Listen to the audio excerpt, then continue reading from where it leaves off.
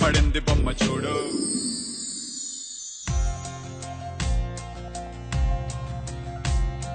సంద్రమే స్నేహమై కలిపిందాలను, మేఘమే గుండెలో దాచిందా చినుకులను.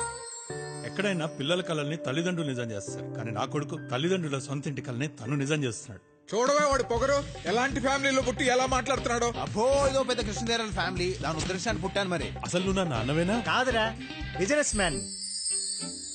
సరిగా ఇష్టపడుతున్నాను అంకల్. మీరు ఓకే అంటే నేను తనతో మాట్లాడతాను.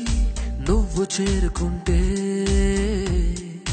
మనసై నిన్ను పోల్చుకున్నా.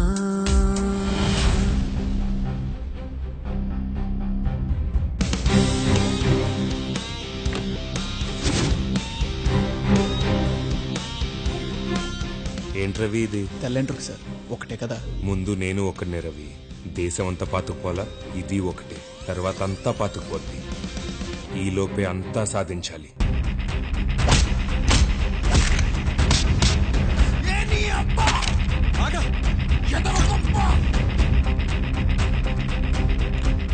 ఈ భయాలన్నీ పక్కన పెట్టి నన్ను నమ్మండి. ఇలా జనాల్ని మోసం చేసే ప్రతి దొంగ నా కొడుకు వెళ్ళి డీజీపీ ఆఫీస్ లో లొంగిపోతాడు. వాడికి లొంగిపోగానే వాడికి జబ్బు వస్తుంది. జబ్బు రాగానే వాడిని వెనకాల డోర్ తీసుకుని హాస్పిటల్ జాయిన్ చేస్తాడు.